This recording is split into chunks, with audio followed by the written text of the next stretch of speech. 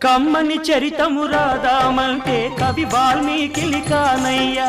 కమ్మని చరితము రాదామంటే కవి వాల్మీకి కానయ్యా గానముతో కొలవాలంటే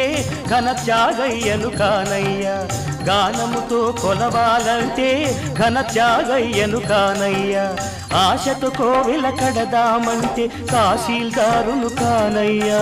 ఆశతో కోవెల కడదామంటే తహసీల్దారును కానయ్యా ఆఖరికి మనసిద్దామంటే